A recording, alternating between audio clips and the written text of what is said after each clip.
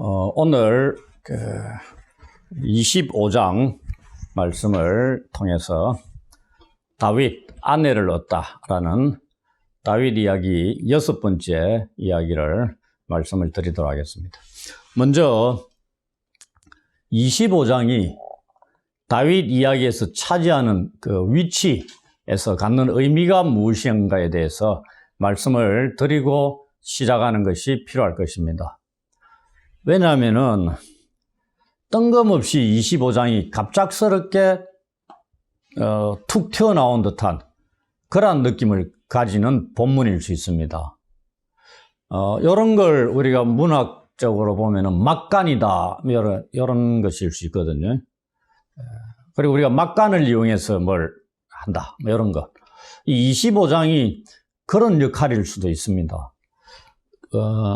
이 24장이 지난주에 우리가 살펴봤는데 엔게디 동굴에서 다윗이 사울을 살려주는 사건을 기록하고 있죠. 그 다음에 우리가 다음 주에 살펴볼 26장에 보시면은 십광야에서 다윗이 사울을 또 살려주는 사건을 기록하고 있습니다. 그 24장과 26장이 뭐라고요? 다윗이 사울을 살려주는 사건을 기록하고 있는 겁니다. 사울이 누굽니까? 다윗을 죽이고자 끝까지 쫓아다니는 왕이었습니다. 그 사이에 있는 게 25장이거든요. 그러면은 24장과 26장은 다윗이 자신을 죽이기 위해 쫓는 사울이 악을 행하는데 그것을 선으로 갚는 겁니다. 어떻게? 두 번에 걸쳐서 사울을 살려줍니다. 우리가 생각하면은 자기를 죽이려고 끝까지 쫓아다니는 자를 원수로 생각할 수 있고요. 기회만 주어지면 나도 그를 죽이고 싶은 이런 마음을 가질 수 있는데 다윗은 전혀 그러지 않았습니다. 왜? 사울이 하나님으로부터 기름 부음을 받은 왕이었기 때문에 그런 거죠. 그런데 오늘 25장 우리가 전부 다 읽지 않았지만은 너무나 길기 때문에 이게 지금 25장만 하더라도 44절까지 있습니다. 이걸 우리가 다 살펴볼 텐데요. 여기에 보면은 다윗이 나발이 다윗에게 악을 행합니다. 다윗이 선을 행하는데 나발은 다윗에게 악을 행합니다. 그러면은 양쪽에 있는 24장, 26장 같으면 어떻게 반응을 해야 돼요? 선으로 갚아야 되는 겁니다. 변함없이 다윗이 선을 행함으로 악을 물리치고 대응을 해야 되는데 오늘 본문에는 악을 악으로 갚으려고 하고 있는 겁니다. 피 흘리고 복수하려고 움직이고 있는 다윗의 모습을 봅니다. 다윗의 지금까지 우리가 살펴본 다윗의 모습에서는 전혀 색다르고 낯설은 모습을 보게 된다는 얘기입니다. 그러한 다윗의 복수 행위를 나발의 아내인 아비가일을 통해서 하나님이 개입하셔서 막으시는 사건을 보여주고 있는 게 25장입니다. 이 25장 아비가일을 통해서 여호와께서 다윗의 악을 행하는 걸 막으시는 것을 24장 19절에 보시면 사울이 말을 하는 게 나옵니다. 네가 오늘 내게 행한 일로 말미암아 여호와께서 내게 선으로 갚으시기를 원하노라. 이런 24장에 사울의 고백이 있습니다. 어떻게 보면 복을 비는 거죠. 오늘 본문의 이 하나님의 개입 사건을 저는 이 사울의 말에 응답으로 하나님께서 개입하셨다. 이렇게 생각을 합니다. 그러면은 하나님께서는 25장의 사건에서 다윗을 어떻게 도우고 계실까요? 다윗 이야기 6번째 시간은 바로 이것에 대해서 말씀을 드리는 겁니다. 1절에 먼저 사무엘의 죽음에 대한 언급이 나타나고 있는 걸 보겠습니다. 내용상 이것 또한 우리를 조금은 의아하게 합니다. 왜 사무엘 선지자의 죽음에 대한 기록을 1절, 한 절만 언급을 했을까요? 지금까지 우리가 다윗 이야기를 살펴보고 있는데 첫 번째가 뭐였죠? 사무엘 선지자가 다윗에게 기름을 붓는 장면이었습니다. 16장 1절부터 13절. 거기에 사무엘 선지자가 한번 등장하죠. 그 다음에 다윗이 사울을 피해서 도망가는 가운데 사무엘이 있는 라마에 19장 18절 24절에 보시면은 다윗이 사무엘에게 도망하면서 잠시 비정상적으로 만난 기록이 나옵니다. 근데 사무엘이 말하는 게 하나도 안 나오죠. 그 이후에 사무엘은 다윗 이야기에서 사라졌습니다. 그렇다면은 우리가 생각하기로 다윗에게 기름 붓는 일을 할 때 나타난 이후에 거의 다윗 이야기에서 등장을 안 하다가 오늘 25장 1절에 사무엘이 죽는 언급이 탁 나타나는 겁니다. 사무엘의 역할이 다윗의 삶에 있어서 무슨 역할이었다는 얘기입니까?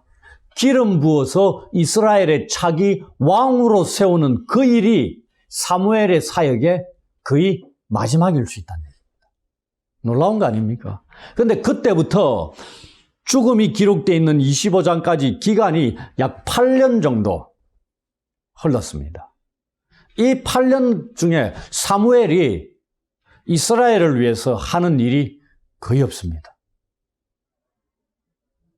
이유가 무엇일까요? 이것에 대해 이해를 돕기 위해서 저는 마가복음 1장 14절 말씀을 언급하고자 합니다. 그곳에 보시면 무슨 말씀이 기록되어 있냐면 요한이 잡힌 후 예수께서 갈릴리에 오셔서 하나님의 복음을 전파하기 시작하셨다는 기록이 나오죠. 세례 요한이 예수님의 길을 예비하기 위해서 하나님으로부터 예수님 앞서 6개월 전에 보냄받았습니다. 오직 자기 뒤에 오는 메시아의 길을 예비하는 사역이 세례 요한의 사역이었습니다. 삶의 목적이었고요. 그런데 마가복음에는 1장 14절에 요한이 잡히는 게 나옵니다. 그 다음에 이어서 예수님이 갈릴리에서 사역을 본격적으로 시작을 합니다. 잡혀서 세례 요한은 결국 목이 잘려 죽잖아요. 자신의 사역을 이루고 역사의 뒤안길로 사라지는 겁니다. 마찬가지로 사무엘 선지자도 그렇지 않나 싶습니다. 사울이 사무엘상 24장 20절에서 자신을 죽이기 위해 쫓아다녔던 다윗을 자신이 다윗을 계속 죽이려고 쫓아다녔잖아요. 그 다윗을 이스라엘의 왕으로 인정을 하는 게 24장 20절에 나오는 겁니다. 그리고 자신의 후손을 다윗에게 부탁하고 있습니다. 이전과는 달리 다윗에 대한 사울의 인식이 전환점을 맞고 있는 걸 보여주고 있는 겁니다. 이처럼 사울이 다윗에 대해서 결정적인 인식을 갖게 되자 사무엘의 사역이 끝나고 죽음을 맞이하는 것으로 생각할 수 있다, 이 말씀입니다. 그에게 더 이상 할 일이 없어졌다는 얘기입니다. 사무엘이 죽자 다윗은 이스라엘 안에서 자신의 뿌리가 뽑힌 것과 같은 그런 상황에 처해져 있습니다. 버팀목이잖아요, 사무엘 선지자가. 계시는 것만, 우리가 그러잖아요. 당신이 계시는 것만으로도 큰 힘이 된다. 이스라엘 민족에 비해서 사무엘 선지자가 그런 존재였습니다. 특히 다윗에게 더 그랬다는 얘기입니다. 그런데 죽어버렸어요. 그러니 사울로부터 좀 더 멀리 떨어져서 좀 더 안전하다고 생각하고 있는 이 바란 광야로 도망을 갑니다. 그게 어디냐면 팔레스틴 남서쪽 사막 지역입니다. 우리가 이스라엘의 위대한 사사요, 선지자요, 제사장 세 가지 역할을 동시에 했던 이 세 가지 역할이 궁극적으로 누구로부터 성취가 되죠? 예수 그리스도께서 성취하시는 겁니다. 왕이요, 선지자요, 제사장 사역은 예수님께서 하신 겁니다. 사무엘 선지자가 이스라엘의 마지막 사사이자 그 다음에 제사장 역할도 하고 선지자 역할도 했던 인물입니다. 그가 죽는데 죽음의 기록이 딱 한 줄로 끝납니다. 우리도 이 사무엘의 죽음에 대해서는 이 정도로 하고 넘어가겠습니다. 울고불고 할 필요가 없다는 얘기입니다. 2절에서 3절 오늘 우리가 읽은 본문에 이 사건 오늘 본문의 핵심적인 두 인물을 소개하고 있습니다. 나발과 그의 아내 아비가일입니다. 먼저 나발이 어떤 사람인가를 말씀을 드리겠습니다. 그는 심히 부하여 양이 3,000마리요 염소가 1,000마리다고 소개가 되어 있습니다. 이게 무슨 큰 부자냐 이런데 성경에 심히 부하다 되어 있습니다. 동방의 최고의 부유한 자가 욥이었다 그랬죠. 욥기 1장 3절 같은 데 보시면은 욥은 이 사람보다, 왜냐면 동방에서 최고 부자니까 이건 이 사람 한 마을인데 이 지역에서 부자일 수도 있죠. 양이 7,000마리다 되어 있습니다. 욥은. 이 사람은 양이 3,000마리, 2배 이상 많고, 그 낙타도 3,000, 소가 500결이, 암나귀가 500마리를 소유한 자가 욥이었습니다. 근데 욥은 하나님 앞에 의로운 자였습니다. 이 사람은 이 정도로 큰 부자다 이렇게 언급을 하고, 제일 먼저 소개하는데 우리가 일반적으로 소개하면 뭐부터 소개해요? 이름부터 소개하잖아요. 이 사람은 뭐부터 소개될 때? 재물부터 소개가 되고 있는 인물입니다. 어떤 의미인지 대충 알겠죠? 이 사람에게 있어서 무엇이 제일 중요하다? 재물이 제일 중요한 인물이라는 얘기입니다. 그 다음에 이제 다음으로 이름이 나옵니다. 나발 이래 되는데, 나발은 우리말로 하면은 바보입니다. 이름을 성경의 이름은 그냥 지어진 게 아닙니다. 이게 바보입니다. 뒤가 가면 또 다양하게 설명이 또 나와 있습니다. 또 바보하면 우리는 어리석은 자. 어리석은 자는 그냥 붙일 수 있는 게 아니고요. 여러분들 어리석은 자가 되면 절대 안 됩니다. 시편 14편 1절에 어리석은 자가 어떤 자다 정의를 딱 내리고 있는데 하나님이 없다고 여기며 사는 자가 어리석은 자입니다. 이렇게 살고 싶습니까? 네. 끝으로 이 사람의 성격이 언급되고 있는데 완고하고 행실이 악하다 되어 있습니다. 완고한 거는 무슨 뜻인지 알겠죠? 고집이 세다 이 말입니다. 그 다음에 호전적인 인물입니다. 그 다음에 행실이 악하다는 얘기는 부정직한 사람입니다. 결론적으로 나발은 좋은 면이 하나도 없는 인물입니다. 반대로 그의 부인 아비가일은 어떻다고 되어 있습니까? 총명하고 용모가 아름답다 이렇게 설명하고 있습니다. 이 말은 내적으로 탁월한 지혜를 지녔다는 얘기입니다. 외적으로 아름다운 용모를 지닌 겁니다. 그러면 이 둘이 부부입니다. 성경의 기록 보면 나발과 아비가일은 전혀 어울리지 않는 부부입니다. 이런 경우에 하는 말이 있죠. 여자가 아깝다. 뭐 이런 말이 있습니다. 아까울 정도가 아닙니다. 아비가일의 용모가 아름답다 표현이 어디에 나와 있죠? 이미 우리가 봤는데 다윗에게 사용되고 있습니다. 16장 12절 안수 받을 때, 기름 부음 받을 때, 그 다음에 17장 42절에 누가? 골리앗이 보면서 얘기합니다. 막대기 들고 자기 죽이러 올 때 용모가 아름다운 소년으로 봤습니다. 다윗과 아비가일의 외모가 동일하게 빼어났다 하는 것을 알 수 있습니다. 그럼 어떻게? 이 둘이 너무 잘 어울리는 배필이라고 생각할 수 있죠. 이제 이 세 사람의 삼각구도적인 이야기가 어떻게 흘러가는가를 본격적으로 살펴보도록 하겠습니다. 4절부터 8절에 보시면은 이 다윗이 나발이 갈멜에서 양털을 깎고 있다는 소식을 전해 듣습니다. 광야에서. 유목민들에게 양털 깎는 날은 농민들에게 있어서 추수날과 같은 날입니다. 큰 축제를 벌이고 나그네를 대접하는 것이 일반적인 그들의 유목민들의 큰 행사 중에 하나가 양털 깎는 날입니다.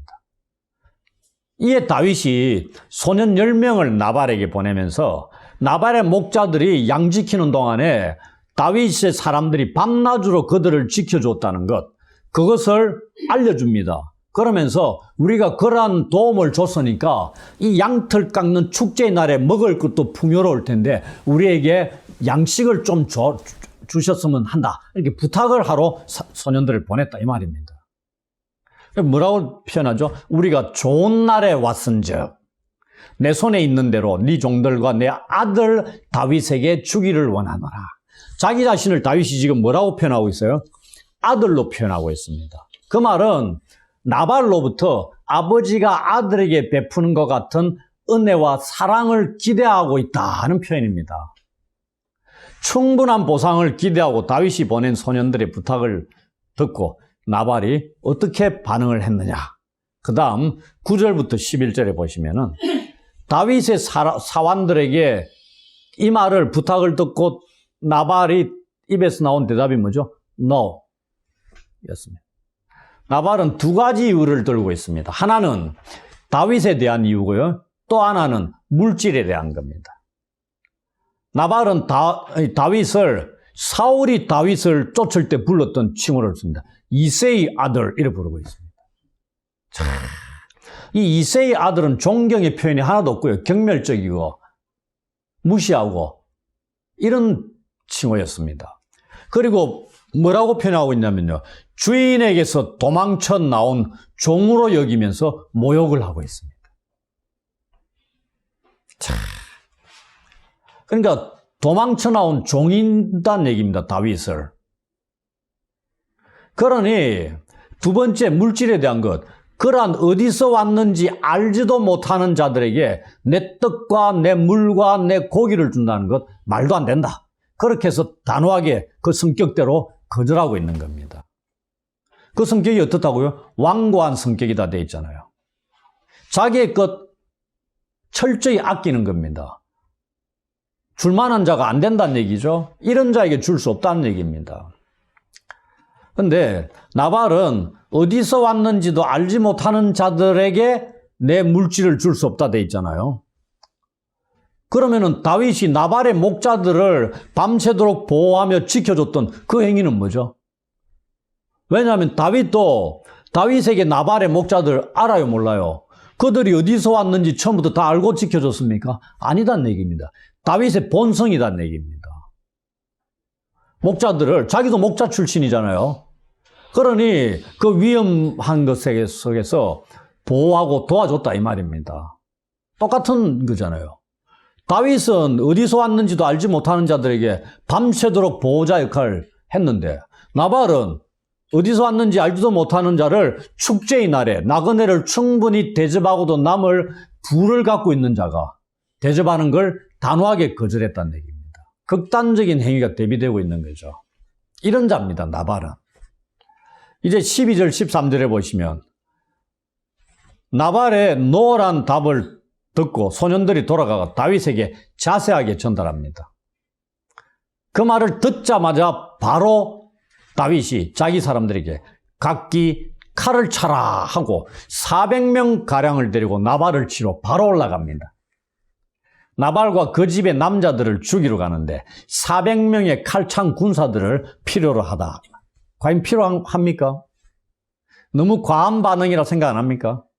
이것이 뭘 의미하죠? 다윗이 자신을 모욕한 나발을 죽이기로 결정했다는 겁니다. 비록 한 개인을 치러 올라간다 할지라도 다윗은 지금 여호와께 묻지 않고 있습니다. 독자적으로 결정하고 바로 행동으로 옮깁니다. 하루 여유도 안 갖습니다. 그 말 듣자마자 바로 즉시 행동으로 옮깁니다. 이전의 다윗과는 전혀 다른 모습을 보입니다. 다윗은 철저히 어떻게 하나님께 물었다 돼 있죠. 2번씩이나 묻고 가기도 했습니다. 자신을 모욕하는 자에 대해 군사를 일으키는 이러한 행위는 지금까지 어찌 보면 다윗이 쌓은 명성에 금이 가게 하고 명성을 더럽히는 것이 될 수 있다는 얘기입니다. 다윗에게 뭔가 문제가 생겼다는 얘기입니다. 너무 감정적으로 대응하고 있다는 느낌을 지울 수 없다는 얘기입니다. 분노를 절제하지 못하고 있는 다윗의 모습을 봅니다. 엄청난 모욕을 당했다고 볼 수도 있고요. 근데 사울에게 행했던 그 행위, 자기를 죽이려고 하고 있는데도 그는 하나님의 기름 부음 받은 자라 해가지고 절대 손을 대지 않고 있죠. 철저히 하나님께 맡기는데 이 한낱 나발 일개 개인으로부터 모욕을 받은 것을 참지 못하고 400명의 군사를 일으키고 그 집에 남자들을 전멸시키기 위해서 움직이고 있다는 얘기입니다. 과연 다윗이 어떻게 될 것인가? 그 다음을 우리는 살펴보도록 하겠습니다. 14절부터 17절인데요. 모욕당한 것을 참지 못해 군사를 일으켜 이 나발을 죽이기로 결정한 다윗에게 우리가 문제가 생겼다고 봤습니다. 그런데 반대로 나발에게는 더 큰 문제가 생긴 겁니다. 이제 죽을 수 있는 위기에 처하게 된 것이죠. 근데 이 사실을 나발은 전혀 모르고 있습니다. 뭐 하고 있는지는 우리가 지켜보면 압니다. 근데 나발의 하인들 가운데 하나가 나발에게 이 사실을 알리는 게 아니고요. 그 주인의 아내인 아비가일에게 이 사실을 알립니다. 그러면서 자신들이 들에 있을 때 다윗의 일행들을 만났는데 그들이 자신들에게 무슨 일들을 했는가를 자세하게 아비가일에게 보고를 합니다. 다윗의 사람들이 자신들에게 매우 선대했다 되어 있습니다. 그래서 우리가 다치거나 양떼들 중에 이런 것이 하나도 없었다. 양을 지키는 동안에 왜 다윗의 사람들이 자신들을 위해서 밤낮 담이 되어 보호자 역할을 해줬기 때문에 다치거나 이런 것 없이 무사히 지낼 수 있었다. 이렇게 얘기합니다. 이러한 사람들을 지금 나발이 모욕하고 돌려보냈다. 그러니 당신이 주인의 아내인 당신이 어떻게 행해야 할지를 생각하십시오 하고 알렸단 말입니다. 당연히 하인은 나발에게 알렸어야 되는데 왜 나발에게 안 갔느냐? 알리면서 다윗이 나발과 나발의 집을 죽이기로 결정했다는 것까지 아내에게 부인에게 우리가 마님이라고 그러죠. 그에게 알리고 있습니다. 왜 나발에게 원래는 남자 주인에게 알려야 되는데 왜 알리지 않았느냐? 이유는 나발이 불량한 사람이었기 때문이다. 이렇게 나와 있습니다. 하인들도 자신의 주인이 어떤 사람인가를 다 알고 있었다는 얘기입니다. 하인들이 생각하는 그들의 주인 이 나발하고는 합리적인 대화를 나누기에 전혀 어울리지 않는 인물이라는 얘기입니다. 아까 호전적이고 완고하고 고집이 세고 하니 잘못 말했다가는 완전히 큰 코 다치는 거죠, 하인들이. 그래서 하인들이 볼 때 불량한 사람이라고 표현한 건 우리말로 하면 아무짝에도 쓸모없는 사람에 불과한 존재였다. 종들에게 주인이 그러한 존재였다는 얘기입니다. 참 기가 막힌 일이죠. 그 다음 이제 이 말을 전해들은 아비가일이 어떻게 행동하느냐를 봅니다.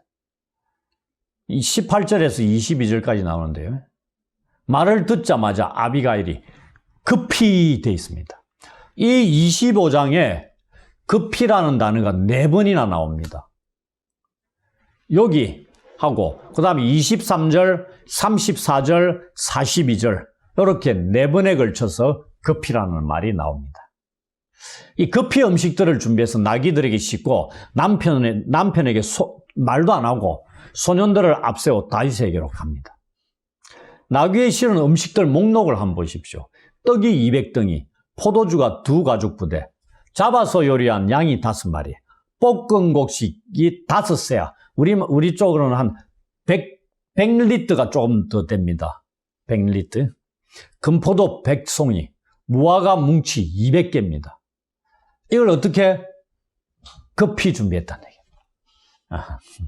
이 많은 것들을 얼마나 급히 준비했을까? 성경이 참. 왜냐하면 다윗은 출발했습니다. 죽이기 위해서 나발의 집으로. 그리고 그 사이에 종이 아비가일에게 전달했습니다. 듣자마자 급히 이 많은 음식을 준비했습니다. 냉장고가 있어가지고 딱 꺼내가 박스떼기 딱 가는 게 아니고요. 잡아서 요리한 양이 5마리입니다. 양 5마리 잡아가 요리했다는 얘기입니다. 그 다음에 볶은 곡식. 볶은 곡식도 1년 전에 볶아놓은 거 대놨겠어요. 그 전에 준비했을 수도 있는데 이거는. 하여튼, 이 많은 것들을 급히 준비해가지고 간다는 얘기입니다. 목록을 잘 보시면은 다윗이 나발에게 가가지고 도움을 요청한 게 그 양식 리스트가 있습니다. 그게 뭐죠? 떡과 물과 고기였습니다. 근데 아비가일이 뭘 준비하죠? 떡과 물, 이 포도주가 나오죠. 고기에다가 또 뭐 곡식, 건포도, 무화과까지 챙겼다는 얘기입니다. 급하게 준비했는데 얼마나 아비가일이 세심하게 다윗을 생각하고 준비를 했는가를 알 수 있다는 얘기입니다. 이렇게 준비하고 다윗을 향해 가는 겁니다. 그럼 다윗은 어떻게 하고 있었다고요? 이미 자기 사람들 400명 데리고 출발해가 나발의 집을 향해 오고 있었던 거죠. 다윗은 오면서 광야에서 나발의 목자들을 지켜준 걸 후회하고 있었습니다. 자신이 선을 행했는데 나발이 악으로 나에게 갚았다고 분노하면서 말입니다. 이러한 나발의 행위는 다윗이 볼 때 지금까지 사울이 다윗에게 했던 행위였다는 얘기입니다. 그런데 사울에게는 분노하지도 않고 갚지도 않았어요. 그런데 나발에게는 지금 목숨까지 취하고자 분노하면서 오고 있는 겁니다.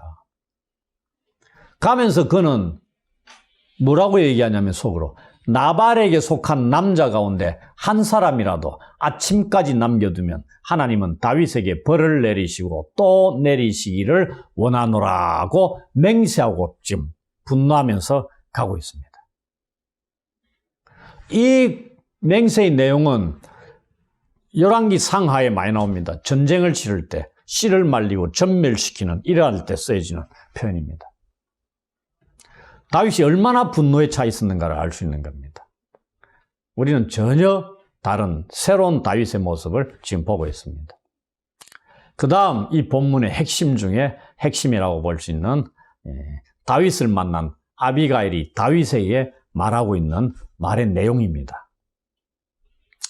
다윗에게로 가는 도중에 중간에서 다윗과 마주친 아비가일이 다윗을 보고 급히 나귀에서 내려왔다. 여기 또 급히가 나오죠. 다윗 앞에 엎드려 그의 얼굴을 땅에 댑니다. 그리고 다윗의 발에 엎드려 말하기 시작합니다. 얼마나 자세가 자기 자신을 낮추는 자세인가를 볼 수 있습니다. 아비가일의 말이 24절에서 31절까지 길게 이어집니다. 여기서 우리는 그녀의 말에서 주목해야 될 것들을 하나씩 살펴봐야 됩니다. 지금 아비가일이 누구죠? 다윗이 죽이러 가고 있는 나발의 아내입니다. 그러면은 아비가일이 다윗을 만나러 가는 주 목적이 뭐겠어요? 우리 남편 좀 살려달라고, 우리 가족 좀 살려달라고 그렇게 얘기하겠죠. 그런데 지금 내용을 보십시오. 자기 가족 살려달라고 다윗에게 부탁하는 내용이 아닙니다. 살펴보면 알겠지만은 누구를 위한 말이냐면 다윗을 위한 말들입니다. 자기 남편과 집안의 남자들을 모두 죽이기 위해 지금 오고 있는 다윗을 위한 말들을 하고 있다는 얘기입니다. 과연 그런가? 하나씩 살펴보도록 하겠습니다. 먼저 그녀가 다윗을 뭐라고 불러요? 24절에 내 주 이렇게 부릅니다. 자기 자신은 여종으로 부르고 있습니다. 24절부터 31절까지 이르는 아비가일의 말에서 다윗을 내 주로 부르는 게 27번이나 나옵니다. 동그라미만 치더라도 온통 동그라미입니다. 다윗을 내 주여, 내 주, 내 주 27번, 요 짧은 구절에 27번 부르고 있단 말입니다. 제일 먼저 아비가일이 다윗에게 요청하는 말이 뭐냐면 자기 자신의 남편의 죄를 자기 자신에게 돌리고 나발을 개의치 말라는 것이었습니다. 이걸 달리 표현하면 뭐라고 말씀드릴 수 있냐면요. 우리 남편을 개무시하십시오. 이런 내용입니다. 왜요? 그는 불량한 사람이기 때문에. 또 나옵니다. 종들이 주인을 뭐라고요? 불량한 사람이라 했습니다. 아무짝에도 쓸모없는 사람으로 종들이 평가했다는 얘기입니다. 이 부인도 남편을 불량한 사람으로 부르고 있습니다. 다윗에게 그렇게 얘기하죠. 요게 이 표현이 무슨 뜻인지 압니까? 벨리알의 아들이란 뜻입니다. 벨리알이 뭐와 동의어죠? 사탄과 동의어입니다.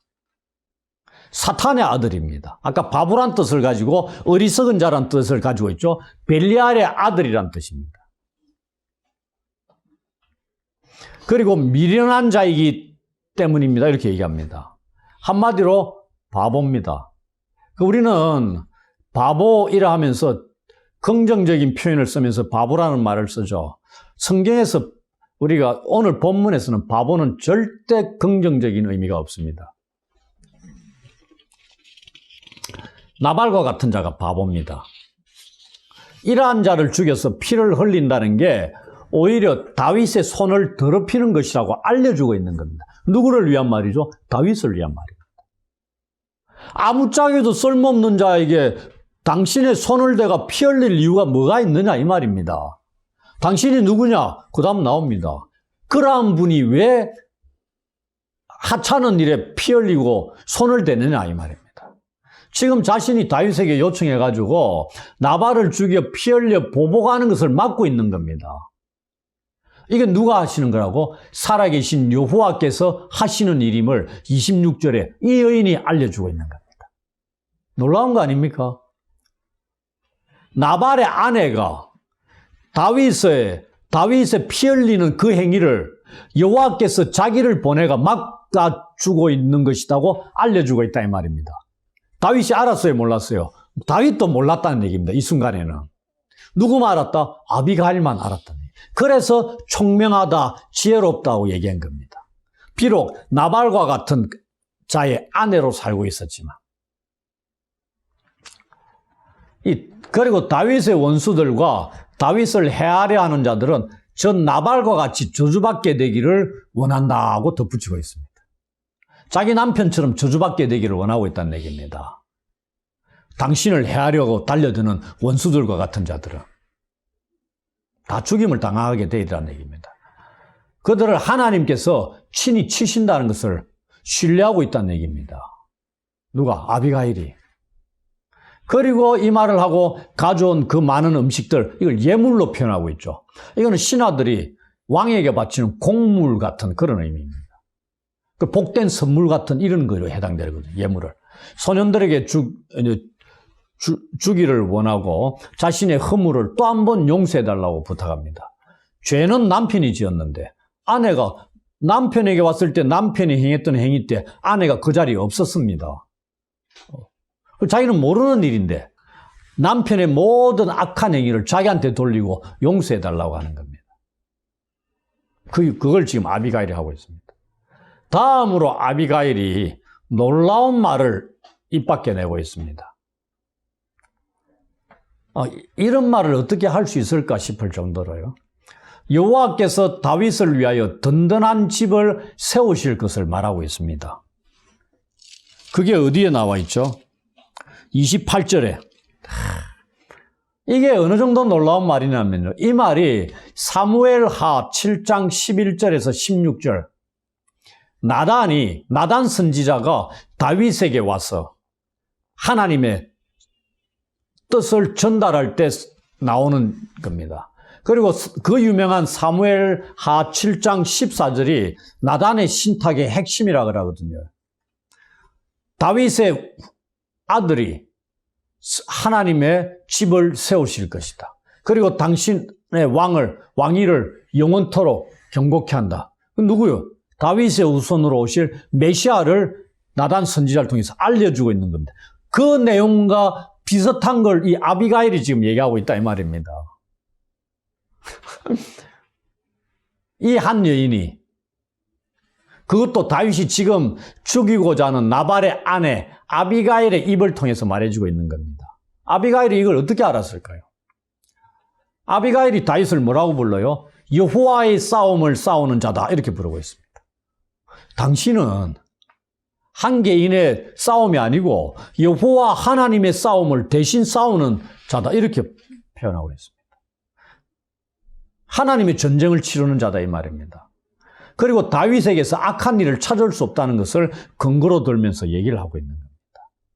그런데 나발 같은 자를 위해 피를 흘리면서 다윗의 삶에 오점을 남긴다는 게 얼마나 안타까운 일이겠는가? 그걸 아시라 이 말입니다. 이것을 아비가일을 통해서 하나님께서 막고 계시는 겁니다. 지금. 아비가일의 29절부터 31절이 마지막 말입니다. 지금 이 여인은 자신의 가족을 멸하러 가는 자 앞에 서 있죠. 위기에 처한 자의 아내의 입에서 나온 말이라고는 믿기지 않을 정도의 내용을 마지막 말로 마무리 짓고 있습니다. 여기서 아비가일은 지금 잘못하면 자기 가족이 전멸당할 위기에 있는데 여호와께서 이스라엘의 왕으로 세우실 자를 축복하는 듯한 내용의 말을 하고 있습니다. 야. 그리고 마지막 구절에 가가 뭐라고요? 그런 왕에게 자기 자신을 생각해 달라는 부탁을 하고 있습니다. 이거 어디서 또 하고 있는 말 같습니까? 구약에 저 창세기에 옥에 갇힌 요셉이 술 맡은 가는 장 꿈을 해석하고 복직하거든 나를 기억하여 생각해 달라. 여기가 그 말, 요셉의 말입니다. 놀랍지 않습니까? 그냥 엎드려 목숨을 구걸해야 될 입장의 여인이 오히려 다윗에게 주실 하나님의 약속의 말씀을 미리 알리는 역할을 하고 있단 말입니다. 이루어진 게 아니잖아요. 미래에 이루어질 일을 알리고 있다 이 말입니다.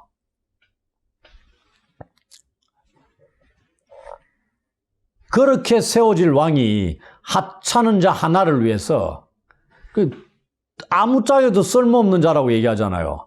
그러한 자를 위해 무제한 피를 흘리는 것을 하고 친히 그를 보복하는 일 하거나 할 필요가 전혀 없다는 것을 알려주고 있는 겁니다. 어리석은 자 하나에게 보복하려다가 당신도 스스로 어리석은 자 꼴을 당할 뻔한 그러한 다윗을 지금 아비가일이라는 지혜로운 여인이 가로막고 있는 것입니다. 이 여인의 말에 다윗이 어떻게 했겠느냐 이 말입니다. 이제 우리가 32절부터 35절에 아직까지는 다윗이 우리를 실망시키지 않는 것 같습니다. 이 여인의 말까지 내팽개치고 달려갔다 그러면 진짜 실망스러웠겠지만은 아비가일의 말을 듣고 다윗이 정신을 차립니다. 다윗의 반응을 한번 보십시오. 그는 삼중적인 축복의 형식으로 응답하고 있습니다. 먼저 하나님을 찬양합니다. 축복합니다. 아비가일을 보내서 자신의 어리석은 행위를 돌이키게 하신 분이 이스라엘의 하나님 여호와시라는 것을 깨닫고 찬양을 드리고 있다는 얘기입니다. 하나님께서 아비가일을 자신에게로 보내신 것을 깨달았다 하는 것입니다.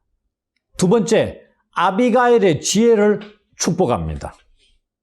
그리고 마지막, 아비가일을 축복합니다. 하나님께서 그녀로 하여금 다윗이 피를 흘릴 것과 친히 복수하는 것을 막으셨기 때문입니다. 하나님께서 급히 아비가일을 보내어 막지 않으셨다면 지금쯤 나발의 집에는 한 명의 남자도 남아있지 않았을 것입니다. 끝으로 다윗은 아비가일이 가져온 먹을 것들을 받고 그녀의 말을 듣고 부탁한 청을 다 허락하겠다 하고 집으로 돌려보냅니다. 한 여인을 통한 하나님의 개입으로 모든 것이 원래의 모습으로 회복되고 있습니다. 그러면 우리에게 궁금한 것이 하나 남아 있습니다. 그럼 나발은 어찌 되었을까요? 이제 36절부터 38절에 보시면 그 결과가 나옵니다. 다윗을 만나 모든 일을 마치고 집으로 돌아온 아비가일은 나발이 집에서 왕의 잔치와 같은 잔치를 집에서 열고 크게 취하여 마음도 기뻐하고 있는 것을 봅니다. 그래서 다윗과의 만남 가운데 일어난 모든 일에 대해서 아무런 말도 하지 않고 다음날 아침을 맞이할 때까지 이 여인이 기다립니다. 나발이 어젯밤 벌였던 왕의 잔치와 같은 잔치가 그의 생애의 마지막 잔치다는 얘기입니다. 그가 알았겠어요? 당연히 몰랐죠.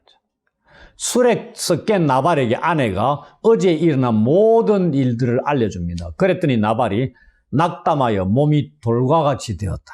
되어 있습니다. 이 낙담했다는 얘기가 뭐냐면 그의 심장이 그의 안에서 죽었다. 심장이 죽으면 어떻게 죽는 겁니다.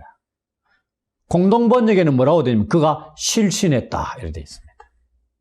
얼마나 충격이 컸겠어요. 이 표현이 똑같이 어디서 나오는지 압니까? 여호수아 2장 9절부터 11절에 여리고성 사람들이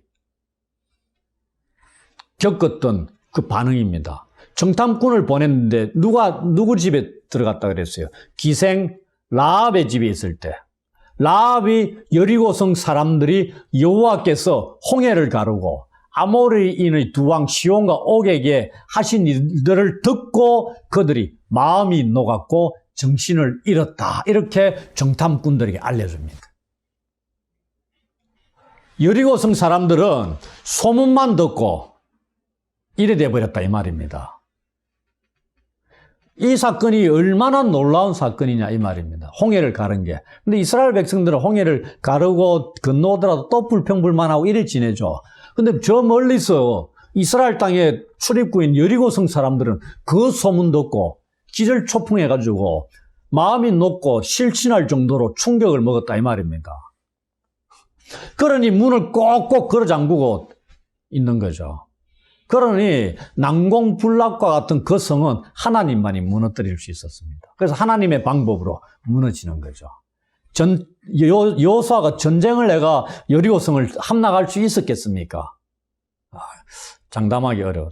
하여튼 이들의 반응이 나발의 반응, 낙담하여 몸이 돌과 같이 되었다는 얘기입니다.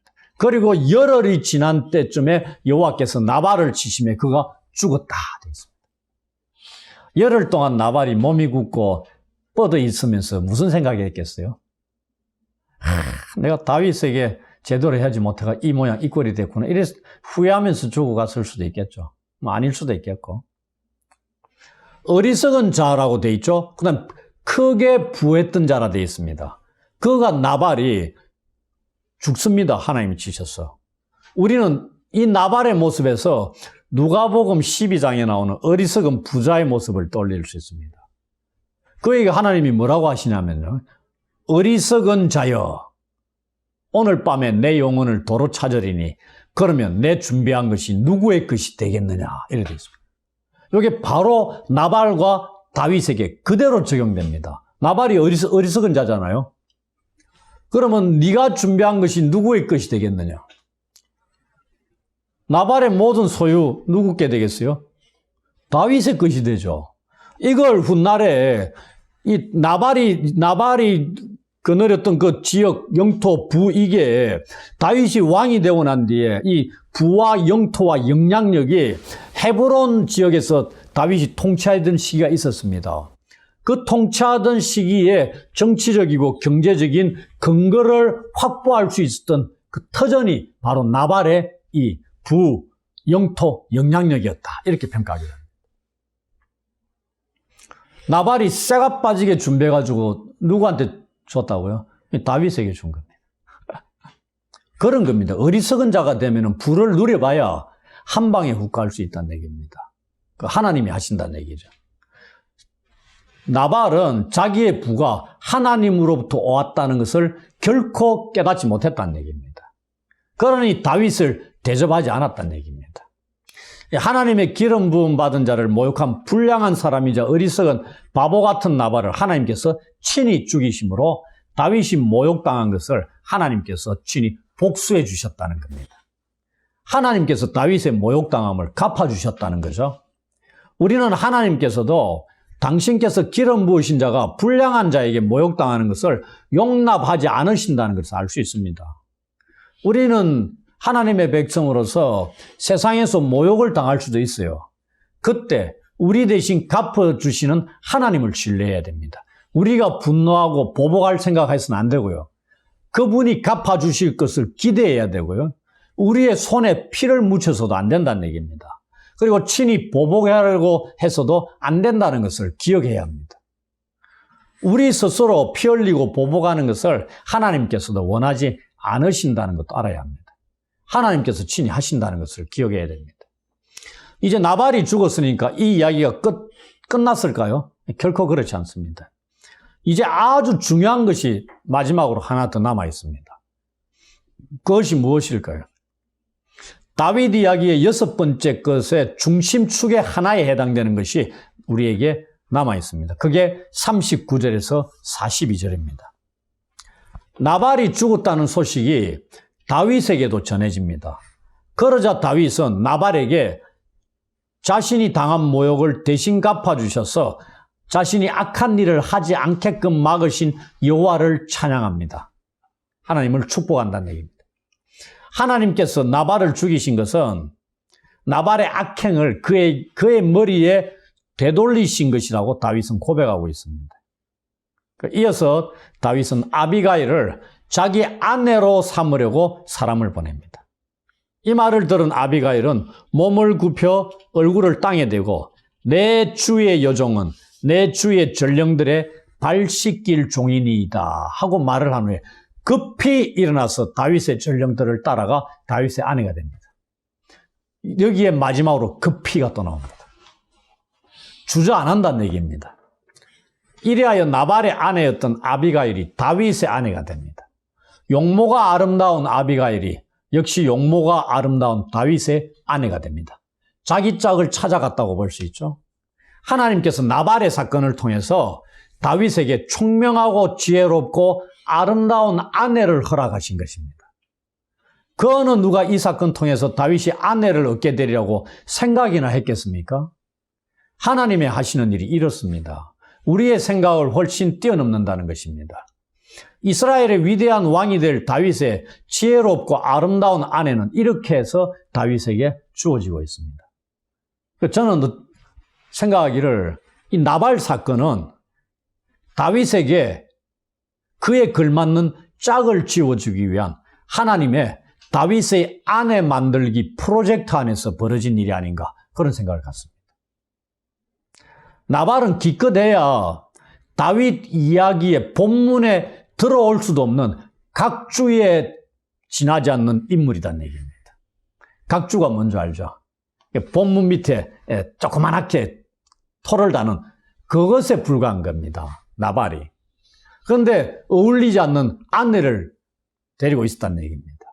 그리고 이 사건을 통해서 그 아내를 빼앗기는 겁니다. 하나님께.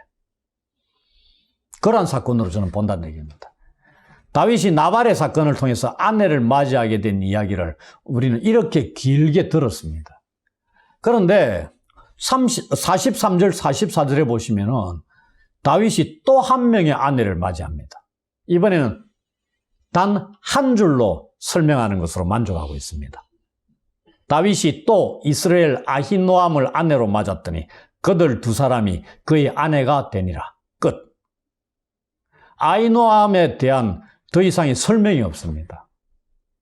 이로부터 다윗의 장자가 태어납니다. 근데 우리도 이에 대해서 여기서 더 알 필요가 없습니다. 우리에게 관심은 지금 누구한테? 아비가일과 다윗에게 있습니다. 그리고 다윗에게는 이미 또 다른 한 명의 아내가 더 있었었죠. 누구죠? 사울 왕 딸 미갈입니다. 어떻게 이 미갈을 얻었죠? 블레셋 사람들이 포피 200개를 주고 얻은 아내입니다. 18장에. 그런 아내 미갈을 아버지 사울이 갈림에 사는 라이스의 아들 발디에게 주었다는 기록으로 25장이 끝이 납니다. 이게 뭘 의미하죠? 사울이 자기 딸을 다윗에게 아내로 줬는데 그것을 빼앗아가지고 다른 사람에게 줬다. 이것은 아직까지 사울로부터 인한 위험이 끝나지 않았다는 것을 암시합니다. 그게 다음 주 26장에 이어지는 겁니다. 그걸로 이제는 다윗과 사울의 기나긴 악연은 끝이 납니다. 결국 다윗은 아내 둘을 얻고 하나를 잃게 됩니다. 우리는 사무엘상 25장에서 하나님께서 다윗을 얼마나 세밀하게 돕고 계시는가에 대해서 살펴봤습니다. 하나가 하나님의 기름 부으신 자잖아요, 다윗이. 그에게 하나님께서 결코 손에 피를 묻히지 않도록 도우셨다는 겁니다.